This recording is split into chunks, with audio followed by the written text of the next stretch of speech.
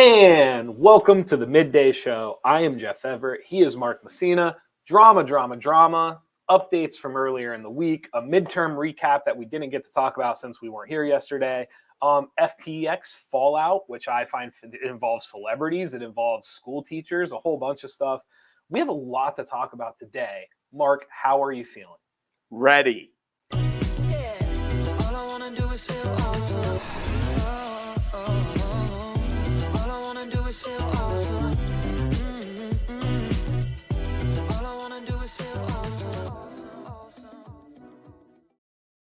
And welcome back. I'm happy to be back. It was funny. I called you yesterday, middle of the day. I was like, hey, I don't think I'm going to be able to make it for a show. And in the back of my head, I was thinking like that actually was a bad day to miss because there was a lot of things to talk about and stuff like that. But now we get to catch up a little bit today. It'll be good. And we've had the advantage of getting like 24 hours to absorb it. Yeah, instead of just coming on and throwing the same stuff, you get a chance to really like settle in, think about some of it. Well, there's another reason I'm happy. Matthew Stafford in concussion protocol, but it doesn't matter because the Rams can't move the ball. That's why you're happy? No. It just popped up on my phone while it was happening. So when I was in a local establishment the other day, remember we talked about the circus peanuts? So bad. They're so unbelievably bad. I haven't had one of these in years. You've never had one. No, there's no way they're good. Here. You're gonna have one. There's just, by the way, there's just no way that they're actually good. If you're my age, I took a bite of one of these for the first time yesterday, and it took me back to a happy. Okay, I thought you meant for the first time ever, but no. I had them when I was a kid. There's just no chance. They are delicious. It's not as bad as I thought it was going to be. Which is your way of saying it was damn good. You just don't want to agree. I don't love marshmallow though, but I get this is sweeter. It's got a little something to it. People kept saying dry and chalky, and you're wrong. You're wrong. Definitely, I can see why people say the chalky for sure. I thought it was going to taste more like a cream, like a cream ale, something like that. But that is not. It is more chalky. They are delicious. Also, I have candy corn, which I did not open yet because one of our coworkers loves candy corn and she hasn't been here yet. And by loves, I mean hates. You know what? And that's why I bought it. You know what creeped me out for a second is the inside is orange, and for whatever reason I wasn't expecting that. I thought it would look white like a marshmallow. So this is one of the problems with our office environment. I just stumbled across one. It is just one. I stumbled across. I don't even know where I was just walking down the aisle. I was like, oh my God, there they were. They almost jumped out at me. So like, I have to buy these because we just talked about them. We had the whole Halloween candy thing, so I'm right next to him is a bag of candy corn. So I bought them, bro. I bought them both and brought them in, and people are yelling at me like, not yelling, but they're like, why don't you bring stuff that we like? Right. I said, because this was funnier. Like, I'm not trying to feed you. I'm going for the laugh. I'm not putting down anybody who likes these. I cannot eat the rest of this. What do you mean you can't eat the rest of it? It's not great. I'm thinking about moving the bag away from me because yesterday when I ate one, I ate like 4, just like that. It's the chalky part. It's not chalky. Stop it. All right. This is what else I'm working with. First of all, a guy that doesn't appreciate circus peanuts. Sure. Second of all, what did they call them? There's a brand name. I don't know if I should say that, but yes, because I don't know if they're all circus peanuts, like candy corn. Everybody makes candy, whatever. Be that as may. So you said in your title, you put drama. Sure. I respond, of course, being a person my age. I respond with lambda, and you have no idea what I'm talking about. I guess, and that's what I want people to know what I'm working with. I did deductive reasoning though, and you said it sounds like a fraternity. It was the Nerds fraternity in Revenge of the Nerds. I believe you. Lambda. Yeah, I was smart enough to figure it out. Well, I just didn't know the exact reference. Well, everyone my age knows that Lambda was the nerd fraternity. Yeah, no, I get it. And you missed out because what a great movie. I did miss out, and there's no way you could make that movie today. So. Oh, I don't know. You think so? I don't think you could. Yeah, I do. Okay. You should watch it sometime. Okay. There's a timelessness to it. John Goodman's the football coach, and there is a ogre. It is. That is one. When I was younger, I think I told you this. My uncles made me watch it with them. Like when I was young. Oh, you have seen it. But I mean, I didn't get it. Like, I probably should not have been watching. I mean, I was really young. when I saw it. No, it's there's some funniness to it. Maybe that would be interesting to take someone my age. Well, even you're getting there to show up for the first time. Mhm. And would you still laugh? Like, am I laughing because it's nostalgic and I remember it? It is Right. funny, Right. but is it funnier to me because I remembered it would be? But Revenge of the Nerds has some good parts. It definitely does. Drama. You're working on an asset. You're working on a story. Do you want to tease it a little bit? Do we want to dive into it, or would you rather steer clear of it? Your choice. How do we say this? There is one of the things that you and I like to do is take the typical story that everyone talks about, and we kind of look at the world from different aspects, and we're like, well, it's not just about that. We try to set the bluntness of it to the side so we can talk about some of the things that maybe people aren't talking about. Some of the nuance. Yes. And one of the things that I think we talked about all day Monday is how the administrations of Milton and Selinsgrove have handled this, because as we've talked about, it's usually phone calls and closed door meetings, and and they have not. They handled it in a very modern way. We're posting it. Sure. And now, since all this fallout came yesterday, Selinsgrove gave a reply to Milton's original post, and Milton fired back. Yeah. So it is, it's just fascinating because it's so different. Yeah. And then one of the things we talked about on Monday is we don't even know if it's wrong. It's just, it's modern. It's not about right or wrong. It's trying to, because you just don't see it so out in front on social media coming from administrations. For me, what I begin to think about is, what is the fallout? What are the negatives? What are the positives? Because I'm trying to predict something that I really have I have no idea. I said to you that, like, the next time something happens, is this now the standard? Like, is there a transparency to posting this on social media where now every time there's an issue, like, we are posting? And I'm not saying you should or shouldn't. I'm saying it's fascinating. Well, just like really everything else in life, whether it's at a workplace, whether it's a family situation, whether it's on a sports team, when you see somebody do something very different, and it's something that you're kind of used to, but you're like, wow, I've never seen it. You take a moment and you're like, okay, what are the pros and cons? I wonder why they're doing it that way. I wonder because everything has pros and cons. Sure. And that's what we're trying to grasp with this. Yeah. Forgetting about that the kids did something stupid, and that's been going on since the beginning of time. That's what I was going to say. We've seen kids do stupid stuff before, and we've seen administrations try to decide what is the right punishment. Correct. I'm not saying it's not still an interesting conversation, but it's conversations that we have all had in circles, at parties, in our own homes.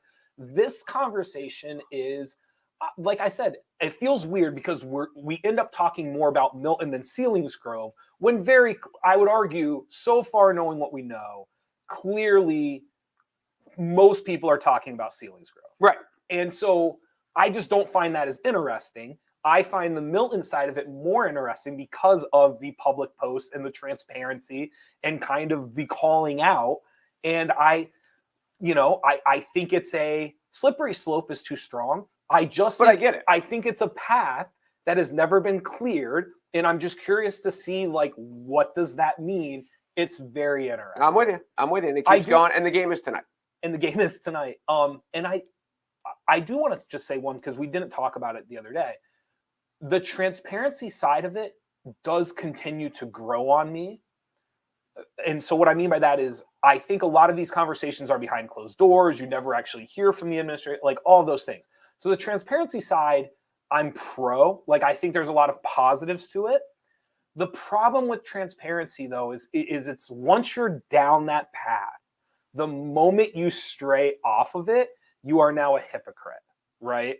And so you're setting a precedence moving forward of the next issue that arises. Are you gonna make a public post, or aren't you? And if you don't, what's the difference? What was the line? Like, where? So it just kind of opens up Pandora's box a little bit to, how does that work? I think it's all incredibly fascinating, all of it. But both of us don't think Milton was wrong for the way they handled it. No, we're just curious. there is a lot of curiosity again because we've never seen it before. Yeah. No, but I don't know if anyone's seen it before. Yeah, at least locally. It's not so much a judgment of Milton, and really not even a judgment of Selinsgrove responding, because because if I'm an administration and someone posts, I guess you post back. Like, I don't, you know what I mean? Like, I don't know what the protocol is for it. So it's not so much a judgment as much as just like, it has opened up these box of questions that I think in my private circles, in my house, with my group of friends, my text messages, this is something we've talked about. Should a kid play? Should a kid not play? Should a team? What should be the punishment? We've had those conversations for years. Right. I've never had the conversation of like, if a school is going to use social media as a way to basically voice displeasure, what are the rules? What are the common responses? What is the line to whether or not you post? I think it opens up a whole new realm of questions. It is interesting. Really, really interesting. Midterm recap. Yeah, where do you want to start? It was an incredible, unlike any night in midterm history. When you start going back through the history of it, it really was unique. Well, yeah, historically at the midterm, the sitting president gets beat up. Yeah. Whoever the offices of the sitting president loses seats. And we expected more of the same because Biden has not been an overly strong president. The economy's obviously been bad. It's, you know, and the Democrats did shockingly well. We talked about this back when Roe versus Wade, and that certainly had an effect. How much of an effect? How many people went in and voted abortion as their number one cause? I don't know, but it certainly had an effect. Sure. And yeah, it's, you just kind of wake up and it's just weird when you think you know what's going to, and you wake up the next day and like, that's not what I thought. Yeah. I honestly thought that Oz was going to win. Okay. I don't know about any of the other ones around the country. I thought I never thought the Democrats would do as well in the House as they did. Yeah. And I never thought that the if the PA State House actually went blue, what they say, it's the first time since in 20 years or over a decade. It's been a long time. Yeah. So those things I never saw coming. Yeah. I thought, I said this to a couple of friends. I think there were a lot of things that happened that I think we knew. And then there was some stuff that I was kind of like, oh, like that's not what I thought would happen. I think every election now is going to be a reminder that Democrats outnumber Republicans. And I think it's very easy. We always say like 50-50, the country's divided. And I think the reason we say that is because I think it's fair. Like it's the fairest way to say the country is divided. But realistically, like when you add up the numbers, like there are more Democrats than Republicans. And so I think when you see something like this, it's a reminder that there is that shift, like without a doubt, because it's easy to forget that when you and I are just like rambling with each other. We ramble? We do. This is a couple of things that I took from it. I think independents deserve a ton. Like, I'm not taking anything away from Democrats. Like, Democrats had to show up and vote, and they did that, right? But I also think Republicans showed up and voted. I think independents played a huge part in this. I think independents decided, I'm trying to think how I want to say this. I think independents decided that despite the mood, like despite how I feel, I will not vote for somebody that I think is a crazy person or that denies an election result. And so at one point, I think it was 2 a.m, I was sitting there and independents were 50-48 for the Democrats. And out of the 7 states that had governors that were election deniers on the ballot, all 7 lost. The only one who could possibly still win is Lake in Arizona. But she's losing. But yes. There's still time. And so to me, what that said is independents were like, listen, we don't love the economy. We're not thrilled with where it's going. But like, if you put a crazy person up, I will not vote for you. I had a conversation with a person yesterday. Who leans right, and I won't mention any names, but said that what this election came down to, the Democrats supported the Democrats and the Republicans supported the Republicans, and we always talk about there aren't that many independents, sure, but there are some. It's growing. Yes, it is growing. And he said that the independents said, "I'm not voting for a lunatic. Yeah. I don't care what side they're on." You need to give me a good candidate, and I will vote for a good candidate. Yes. And that the independents determined. Yes. This But election. what I think what is interesting, I think what maybe someone like me certainly missed, is how would an independent decide?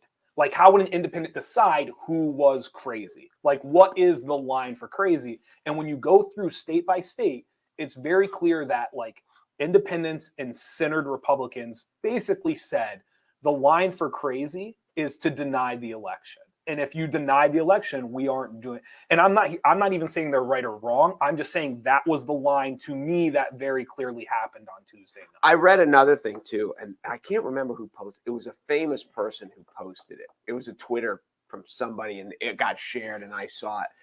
But they brought up a point that I'd never thought of. And ever since the Trump-Hillary election, we read these polls and we take them with a grain of salt, because nobody gave Trump a chance to win of the geniuses doing the polls. This person said the present polls only ask people who voted in the past. Sure. They don't take into consideration all the young people who are 18, 19, 20, 21 who have never voted before. Sure. And historically, those people are more liberal than conservative. Yeah. It's something I'd never thought of. And I think with each passing election, we start, as a public, we start to question the validity of the polls. And I think the polling people are trying to do better and better. But you read some of these, because of our society, because we need clicks, and because these businesses need traction. Sure. You'll read some of these polls, and they polled 950 people. Right. And when you read it, you're like, well, you have an Oz Fetterman poll with 950 people. Right. And I know there are statistics that say if the sample size is long enough and varied enough and whatever. But to your point, like, it's 950 people. You can get what you want out of 950. Yes. Yes. So that's interesting as well. I don't know. There are a few. I think now where we go now that's fascinating is the Trump DeSantis Republican side. Sure. That is the most interesting part of politics to me right now. So on Breaking Points, which is a very down the middle news talk show, the guy that I very much respect, his last name is Sagar. He basically said that he thought Trump had no choice but to announce sooner rather than later, because DeSantis, as from just a Republican outlook, DeSantis was the biggest winner on Tuesday. He did very, very well. DeSantis was a bigger winner than the Democrats if you just look at it from, like, the 2024 playing board, and so his whole thing was like, you cannot let DeSantis gain momentum. He's got momentum. If you're Trump, you can't let DeSantis gain momentum. You got to announce sooner rather than later, which it's coming. It's just a matter of when. I said this as someone, as I've said on the show before, I consider myself a moderate Republican.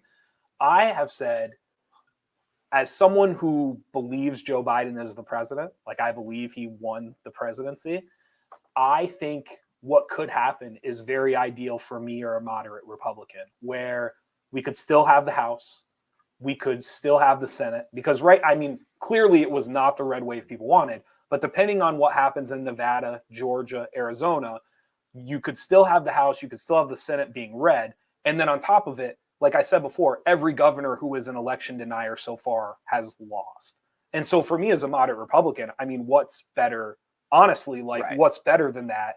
Right. To me, the people that I probably wouldn't have put on my red ticket lost. And at the same time, we might still gain control of both the House and the Senate. So the weird part is, I get it wasn't the red wave that people necessarily on the right wanted. But, like, if you're kind of like a centered down the line Republican, it's really not this disaster, I think, that people are making out to be. It's just how far to the right are you, whether or not it was a disaster or not. But I think, what do you think the sentiment, like, what do you, on the other side? Well, I think I think the Republican Party thinks that it wasn't a disaster. Okay. I agree with you, because it allows them to line up for 2024 and just all the things. And it's so funny how quickly they turn. Like Trump was a god, until now they're like, he's going to lose his funding. Obviously, the Trump coattails didn't go nearly as far as they thought they were going to. And if he doesn't have big money backing him, I read the other day, and this has nothing to do with that, the RNC was not going to fund his legal issues. Right. So then, like, well, if he has to fund his legal, so there's been and I think it was a combination of the two. That DeSantis did very well. I read someone else that said Florida's no longer a swing state. Florida's a red state. Right. And you could make that argument. Yeah. So now that guy's on such a roll, and that Trump, the luster is off the star just like that. Yeah. I mean, the other thing too, and because obviously I have friends that are Democrats, like different things on my feed. I totally get the Democrats celebrating. Like they should. I think the independents deserve some credit for helping them. But any Democrat who felt great on Tuesday night and Wednesday, like kudos. I totally get it.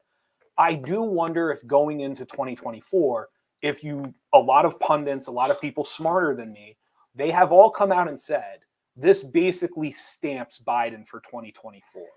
And so I wonder if that is a net positive for the Democrats or not. Jerry and I had that discussion yesterday when you weren't here. I said, as the Democratic Party, is there any way now you can look at Biden? Because I agree, they are puffing their chest out and saying this is an endorsement of our president. And a lot of people don't like to say like good things from him, but like you have to give him credit for when credit's due. Like when you look at what he pulled off the last 2 months, people forgot about Afghanistan. People forgot about the gas prices from earlier. Like he did a lot of things in the last 2 or 3 months that kind of put away the first year and a half. And it's kind of like, here he is. And then you look at the results of the midterm. Like, it's not like you can just say it's luck, like it's on a whim. Like clearly he has kind of earned the stamp to do it in 2024. Am I wrong? He hasn't been bad enough that you would think. He's just old.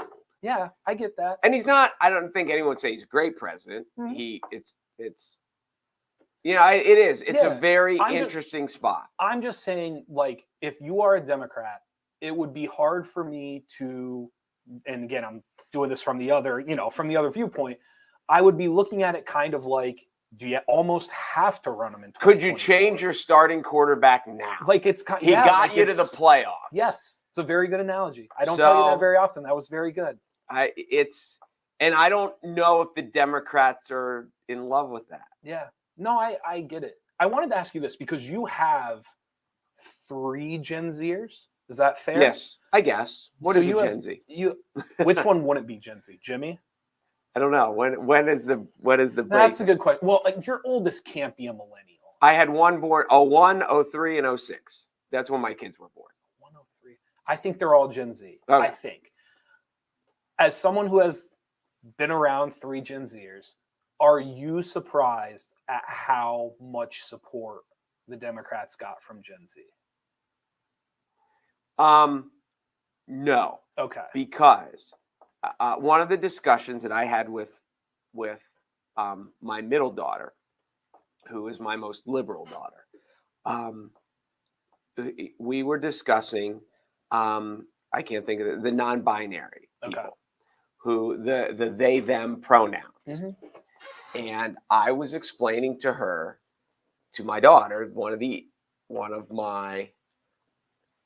I said from a marketing standpoint, like I'm all for their rights and whatever. Mm-hmm. But I said from a marketing standpoint, while like gays and lesbians were just trying to get acceptance and trying to get rights and trying to be able to get married, they said to the rest of society was just let us be us and just leave us alone. Mm-hmm. The non-binaries are now looking at the rest of society and saying, like, just leave us alone, but we're actually going to make you change the way you speak. Okay. And I said, it's one thing to say, just leave us alone. It's another to say, no. Now you have to kowtow to what I like just because. And I said, from a marketing standpoint, that's not a good marketing thing. And her response was? And I was like, because it's hard. I'm 50 years old. Sure. And her whole thing was, it's only hard for old people. Okay. And then I'd give another example. She said, but my generation is easy with it. We can do it. We don't care. It doesn't matter. And I told you, like, they have on the floor at her dorm, it's a unisex bathroom. Yeah. Everybody and you go in, and it was a incredibly weird feeling for me at the time. I was 50 years old. I walked out. I left the stall in the bathroom, and I was walking out of the bathroom, and her 19-year-old roommate passed me and said, "Hey." Yeah. And I said, "Hey." And it was just like we were in the hallway, but we were in the bathroom. Right. To my generation, that's different, awkward, however you want to say it. Sure. To their generation, it's all over the place. Yeah. So, yeah, I don't think. So you think there's an appeal to the acceptance of that would lend Gen Zers to the left side? I think to the social issues. I remember asking my son one time, who's a 16-year-old sophomore, I'll ask you this, because you're from Pennsylvania. When you went to high school, did you know anyone who was openly gay? In your high school? In my high school, I believe there was one kid who it was never talked about, and they themselves never announced it, but it was known. Did that make sense? Yeah. It was known. It wasn't talked about. They kind of went about it, like it wasn't this thing of like going around and talking about it, but they also never proclaimed they were straight. Like it just kind of was. So I hope that gave you your answer. I had none.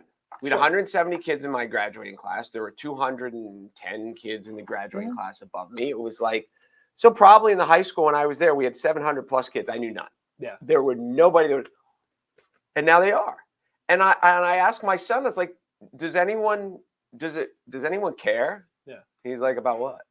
Right. And I was like, and he's like, no, nobody cares. The reason I ask is because, like, with your 3 kids, and I had said to you, like, if you look at the exit polls and you see, like, when people say this was my number one issue, right? Like, it might not have been your only issue. It might not have been all of it. But what was your number one issue? And people answered. And number one across the board was abortion rights. I didn't get to see any of the numbers on Gen Z. I would be like, what was the number one issue for Gen Z that when they walked in or when they were trying to decide their beliefs or their politics, that I am going to vote blue? See, one of the things that I think, and I should say this, of my 3 kids, I think I have 2 different parties. I think, I mean, both my girls are liberal, and I think my son's conservative, which is, but, it is what it is. I wonder, because we always talk about pro-choice or pro-life as the woman's rights. Mm-hmm. You're a 18, 19, 20-year-old college kid, right? Boy, and they come out and say abortion's illegal. Mm-hmm. What's your stance on that? Because I don't want to say you're taking away their rights, because obviously if the woman wants to have the child, she's going to have it, and you can't, she'll walk her in, whatever. Sure. But at the same point, I think there's a lot of college guys that are like, if I don't want to have a kid now. Do you think I don't know. I would not have guessed before Tuesday that for Gen Z, abortion rights was the number one issue. I'm not saying it wasn't number 3. I'm not saying it wasn't on their radar. I just wouldn't have thought that. But now when you start to look at the exit polls and you start to look at the numbers and you look at who voted, it becomes very clear that for Gen Z, abortion rights was number 1, if not number 2. Well, when you take from just starting with females, because we're divided into groups here. If you look at a female, I can understand why they look at this abortion issue the same way gun people are very much against any sort of limitation, because when you talk to gun people, you start putting limitations on the Second Amendment, and they say it'll just snowball. Sure. And I can understand why women look at this and say, once you take away this right, now what other rights are we taking away from that women have fought all these years to get? Sure. So there's that aspect. But again, if you're a 20-year-old guy and you're going to the polls Mhm. What one issue that's really on the ballot this year, even though abortion was, what one issue could affect you most immediately? And you're saying it's abortion rights. If you knock up your girlfriend. No, I see the point you're making. It's just something like you and I came on here and we had lots of conversations and why would people vote for Oz? Why would people vote for Fetterman? Like who's supporting Mastriano? Like we had a lot of those conversations. And throughout all of them, the idea that Gen Z they didn't shape this vote. Like I'm not implying that, but I don't know. Let me put it to you this way. Is there possibly a red trickle or a red wave without Gen Z? Probably. And so I had never thought about Gen Z being kind of like the kind of like holder of the wall per se for the blue side. And they kind of were. And so now I've been thinking for 24 hours, just like if I were 20, what would I have went to the poll for?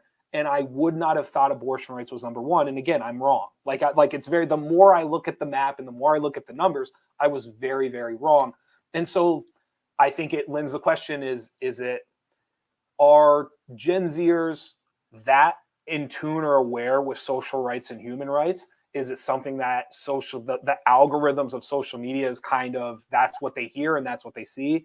Is it something that within their own households, because of Roe v. Wade, was it something that they just heard in the echoes of their halls and in their house? And it became, because some kids are incredibly smart and in tuned and they don't need their parents to know, to be into. Some kids would never even hear about some of this stuff if it wasn't for the echoes down the hallway when they're 18. So I think it opens up the question of, I joked with my buddies. I think the red wave, the fail of the red wave, I think it says a lot about our inability to relate to younger kids. We don't have, this sounds so dumb. We don't have a Jay Leno.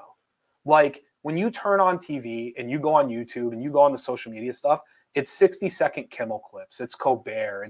It's Bill Maher. It's John. There are 7 or 8 people, Seth Meyers. I could literally name 7 or 8 people on the left side that have a way of talking. They have a platform. They have a nightly half an hour. They're on social media and they have a way of making it funny. They have a way of making it humanizing, right? Like who is that? Like on the right, people watch Tucker Carlson and go to bed. And so it's like, who is like I said to my friends, like we need a right-sided person that instead of going to bed after Carlson, you turn it on and they're humanizing some of the Republican issues. They're making light of some of the Republican issues, right? Like they're calling out some of the blue side for things, but they're doing it in a way where it's funny, right? Like it's right. And we don't have that. And if you don't have that, I don't know how you relate to Gen Zers in this world. Well, one of the other things that I'd heard, and I heard this earlier in the summer, I might have mentioned this months ago.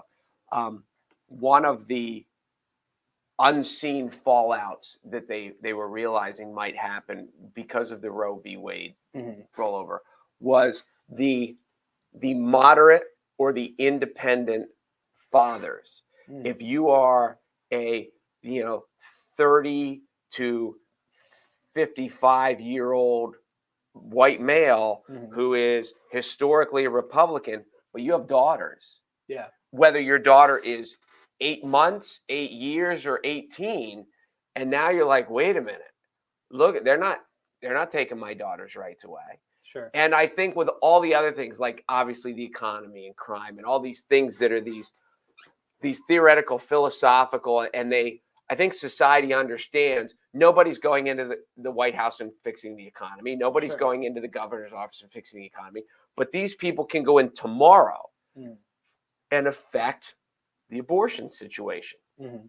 And you're right. When you were talking about statistics before we went on the show, how many people do you know in the world that's had an abortion? And I know it affects the Black and brown community way more than it affects the white rural community.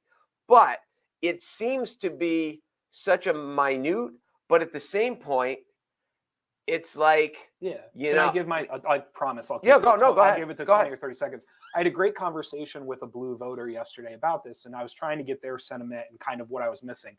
For those who don't know, if you look up Hawkins or the Pew Research Center, 0.2% of Americans typically need an abortion. And this includes like electives. This includes estimates of how do I want to say this? Non-hospitalized abortions. So essentially people who do not go and get it done at a medical clinic. Okay. So what I said was, let's double it, because I agree with your argument of like, if you're the male in it, you genetically invested, you could be emotionally invested. Like, just because you're not on the table doesn't mean that you're not affected, essentially, or could be affected. So even if you double that number and you make it 0.4%, my argument was kind of, I understand, for, like you said, it is a slippery slope. I thought the gun comparison was very fair. Like, once you take away something, it's now what's next. And so I understand when people go and they say my number one issue is abortion rights. I understand that percentage can be skewed because to them it's a human right. It's a social, like, it's bigger than just a medical procedure. Right. I just want to make sure people I personally get that. The logistical part of me, though, is I know that if I stand in a line with 100 people at a polling center, there's a 0.4% chance that any of us in our life will need or be affected by an abortion. And so I'm pro-choice. I am thrilled that the 5 states that had abortion on the ballot to protect abortion rights, it all passed, right? Right. So the weird part is, like, in a weird way, I thought yesterday was great because of the states did what I thought they would. They protected abortion, right? Right. On the flip side, I see the exit polls, and the number one issue was abortion rights. And a part of me can't help but say, a huge faction of America went to the polls yesterday, and my logistical mathematical brain can't get past the fact that it's going to affect less than 0.5% of the people in America. And that was the number one thing people voted on. Now, by saying that, I'm completely ignoring the human rights issue, the social part of it. I get that. That's why it's confounding to me. I go in this circle of, I know the math and I know how many people actually are affected by it. But then at the same time, I understand fighting for something because of the slippery slope. Well, and it's the chance of it. It's the defense. And this might be a bad analogy. I should have quit while I was ahead with my analogy. But I heard this once about what a police officer said about his income. And he said, because how many cops, especially, wherever you're at, if you're in Muncie, if you're in, wherever, how many cops ever fire their weapon in 30 years of service? And the cop said, I don't get paid for what I do. I get paid for what I might have to do. Yeah. And there is that. And I've never forgotten that, because it's like, yeah, he might go 17 years on the beat and never have to even unholster his gun. Yes. But tomorrow he might have to. I told you the same thing about lifeguarding. Lifeguarding, for 2 months, lifeguarding is the greatest job in the world. You're sitting in the sun, you're enjoying the pool, you're with your friends. And then for 2 minutes, it's the worst thing you'll ever do. Until you got to dive in. Correct. So I get it. So it is, And she made a great argument, just to give her credit. She heard me out. She listened to what I had to say. And her whole sentiment. So this obviously wasn't your girlfriend. It was because she's not hearing you out. It was not my girlfriend. But her whole sentiment, she goes, it's about safety. Like, it's about, like, do I feel comfortable? Do I feel safe? Do I feel like I will be protected if 0.4% does happen? And so I think the conclusion her and I both came to is, like, neither of us are wrong. It was just, did you decide to make it your number one or you didn't? And most Americans decided to make it their number one issue when they went to the poll. Well, I think, too, when I look at the poll, and when Trump won, and again, I remember being at a girls' soccer playoff game the day of the election, and I was talking to a guy who I respect his intelligence on this. He's very civically oriented. And I said, what do you think? And he's a Republican. He goes, well, I assume Hillary's going to win because, and then of course, a couple hours later, we realized Hillary lost. Sure. And I remember at that time that there was this, it was talked about that there were a lot of people who wanted to vote for Trump because he was so different and because he was a middle finger to the establishment of politicians. Sure. But these people, that there was a bunch of people who wanted to vote for him, were going to vote for him, but weren't going to say it out loud. Sure. Because they were afraid in their circles that people like, you're not really voting for him, are you? Right. And in their mind, they're like, oh, yeah, I am. I think we kind of got to this where people don't stand up, especially the Republicans, the moderate Republicans that weren't saying, or the independents that weren't standing up and saying, God, these election deniers are crazy. These people that think that what happened at January 6th was just happenstance, but in their mind, they're like, I'm not going to say it out loud. I'm not going to post it online, but this is nuts. Sure. And so I think it kind of flipped. And there were people that wouldn't show up in polls, that didn't show up online, that didn't say anything publicly. Yeah. But in their mind, they're like, I'm not voting for that. I think that happened with Fetterman, personally. I think the flip in the polls for Oz, as we got closer and closer, I think it was a lot of Democrats who didn't feel great about telling people they were still willing to vote for him after the debate and how he sounded and the trouble he had.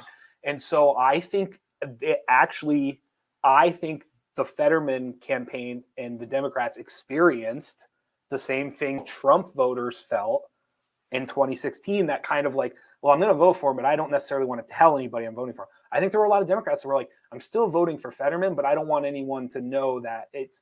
So, I think there was a little bit of that with him. Did we talk about this? Someone just pointed this out, and it just hit me. I don't know if people talked about it before and it went over my head. Mm-hmm. When you look at Fetterman and Oz, Fetterman, who is tatted up, who wears a black Carhartt hoodie, he looks like a guy that just walked out of a biker bar. Sure.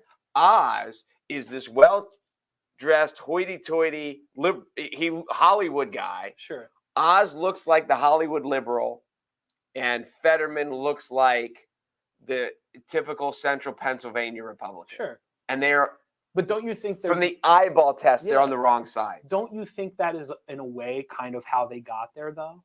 Probably. I think in a way for the Democrats, it's kind of like he might sway some people. Like he doesn't look like your average Democrat. And I think for Republicans, it was kind of like he might sway some people. Like he doesn't look like your typical so in a weird way, I think they are.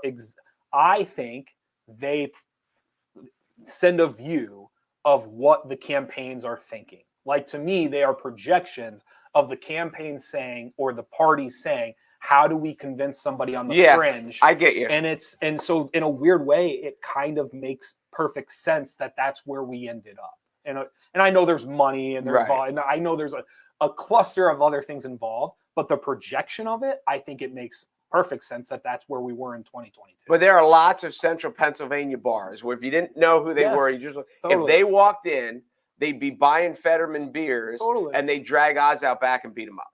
Totally. I get it. I get it. It's crazy. All right, what's next? Well, real quick, before we go to afterthoughts, let's just thank Weis Markets.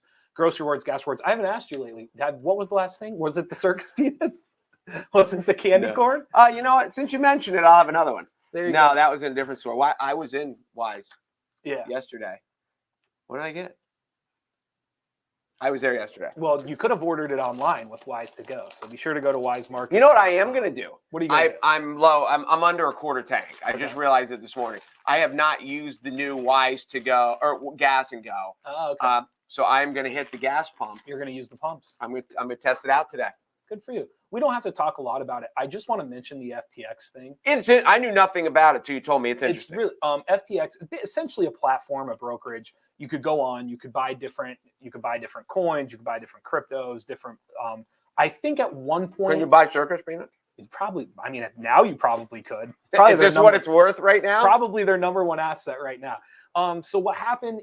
This is like the 30-second story, and I'm super dumbing this down for time. Essentially, what happened? FTX did very, very well for itself. Its owner actually was one of the billionaires. Do you remember like a year ago, I was reading off to you the richest people? Okay. The creator of FTX was heavy into Bitcoin and started FTX, and he was one of the people on the list. Okay. FTX then took this money. They took money from investors. They are the name of the Miami Heat arena. They have deals with Major League Baseball. Basically, he took all this money and just dumped it into campaigning, marketing, branding to try to basically become the number one platform for crypto trading. Essentially, what ended up happening was they caught themselves in a vicarious situation. A company, Binance, offered to possibly bail them out, buy them out. They got a chance to look at the books. Essentially, the books were cooked. BNB said, no thanks, we'll just take our money. And then I think when BNB pulled out, other people that were heavily invested reached out to BNB, said what's going on. So essentially what's happening is FTX is collapsing as everyone is trying to pull their money out. Last I looked, it had dropped over 83% of its value since this had all happened. The reason that this is fascinating isn't necessarily just because of the fallout. It's because of who was involved and what was happening. Two really interesting stories I was telling you earlier. One is Tom Brady and his ex-wife, Gisele Bündchen. I always mess up her last name. Gisele is good enough. Gisele and Tom. They have reportedly invested anywhere from 600 to 650 million, depending on which report you read. $650 million into FTX's platform. Which would mean they've essentially lost 83% of it, because as of today, most of the heavy. So if you're Tom Brady and Gisele, $600 million in, 83% of it as of right now is wiped. It might be even lower. I haven't looked since this morning. The other interesting part of this was there were all sorts of organizations across the country that decided that this is where they wanted to try to put their funds. One of those, and a lot of them were hedge funds, different financial institutions, some banks, different things like that. Who win and lose all the time. All the time. It's what they're used to it. The really interesting one is the Ontario Teachers Pension Plan. I forget the number. I want to look it up, but they put a ton of money into this FTX platform. At one point, they were up big. Like, they looked like geniuses for putting this money into this pension plan. As of now, it is 83% down. They have not received any of the money. So the interesting thing to keep an eye out for here is the Ontario Teachers Pension Plan going to be able to get that money back? If they cannot get that money back, what do you do? Like, if you're the Canadian government, if you're who's going to fix this, essentially, is what's going, or did the teachers vote on it? How did the money get in there to begin with? Are they going to say, like, listen, you guys voted for this leader put the money in, sorry, it is what it is? It's a very valid point, because the system isn't right. Yeah. Where you say, well, first of all, if you look at it from the teacher's side, yes, it's not right that all their retirement fund is gone. Yeah. But when you look at it from the other side, you can't say, all right, you can go invest this wherever you want. If you win, great. If you lose, we'll bail you out. Correct.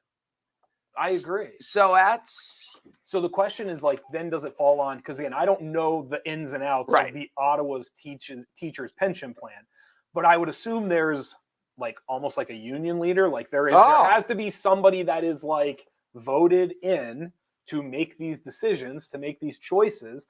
Does it fall onto them? I mean, it's really bad. Then I brought up to you the idea of Stephen Curry is involved with this. I already mentioned Tom Brady and Gisele. A lot of different angles, a lot of different people involved in this. People are going to try to get their money back. People are going to sue. There's all this stuff. Who gets their money and who doesn't could be very fascinating, because I'll use Stephen Curry because I already used Tom. If Stephen Curry was able to get 50% of his money back, 25% of it, it doesn't even matter. If he gets any amount of money back, but the Ottawa Teachers Pension Plan does not. I mean, is Stephen Curry a villain without even trying? He didn't do anything. He didn't do anything. Right. He's just trying to get back the money. He's trying to withdraw the money that he had put into invested. Right. But all of a sudden, people are going to be like, well, how did Stephen Curry get his money back? Right. But the teachers in Ottawa. And he should be giving it to them. But the teachers in Ottawa didn't. So the thing is, if you're a celebrity and you put money into this FTX thing, you might be just down Schitt's River without, no matter what. Where? You know, Schitt's Creek, Schitt's River. You might be down the stream without a paddle. Is that better? You might just be lost regardless. There might be no win in this, even if you get some of your money back. No, I get it. Because people might just look at you and be like, oh, of course you got your money back. I forgot to tell you not this. Great. And I'm just thinking, it is a neat story, and we're going to hear more of that as it goes. Did I tell you my brother was a Jeopardy answer last night? No, you did not. This is the first you're telling me this. I just remembered it. Did they ask, can I guess the question? Yeah, and you're not going to get it. Oh, I'm not going to get it? My first would have been, it was baseball nicknames. Nope. Okay. Stanford Sports. Really? Interesting. Andrew Luck. No, it was Andrew one. Luck Oh, I wasn't didn't. one of I the didn't see answers? all of it. Oh, okay. One was about Jim Plunkett. Okay. One was about women. It was the first. They played in like the first women's basketball game ever in a collegiate, whatever. I did not know this. The year that the first year Mike was in the College World Series was the first year a game was ever broadcast live on TV. Okay. And they mentioned him and another guy, but they showed their pictures of when they were young and in college. That's pretty cool. But they mentioned it. Yep. Were you watching as it No, happened? I was at open gym. Because that would have been fat. My Can you mom- imagine my watching mom it live? was. Okay. My mom was. My one daughter at college was, and my ex was. Okay. Because she was the first text. Sure. She goes, I know you're an open gym, but your brother was just an answer on Jeopardy. Or part of an answer. There were two guys. Yeah. So yeah, it was interesting. Wow, that's awesome. It's not a text you get every day. That's an understatement. So then I get home, and of course we don't have it recorded. And my daughter texted me. Yeah. She goes, it's on. You can find it. Just Google like tonight's episode, and you'll find it. Yeah. And I did, and I watched it. Nice. So there you go. That's pretty sweet. Good story. Anything else before we go? That was a good one. No, but the story that I'd hinted at to you before about what's the college? What are the initials that college kids make money? Okay. Remember we were talking about the athletes. What's their contract? Oh, the NIL. NIL. I have that written down. We should do it tomorrow. I think that's like a good 20, 30. Absolutely. Like really it's a fascinating story. Yeah. A lot of stuff there with gender rights, college paying athletes. Like there's a lot of good stuff. It's just there's so much as we go back to the beginning with the drama. The world is changing so fast with technology and the whole show is about, other than the politics part, the whole crypto and social media, and the better society is with like reading and adapting, reading and react, instead of like, well, this is the way we do it, and just kind of put your feet down and try to drag history along with you. Sure. Like we need to. It's certainly a time where more flexibility is required than any time in history. Totally. And some people are better at it than others. And the story that we'll cover tomorrow is certainly is one of them. Is one of those examples. Yeah, no, I agree with you. Thank you guys for watching the Midday Show. Be sure to go to NorthcentralPa.com for all of your local news. Thank you to Weis Markets for being the presenting sponsor of the almost Emmy-nominated Midday Show, soon to be Emmy-nominated Midday Show. I'm Jeff Everett. He's Mark Messina. We will see you guys tomorrow. Later.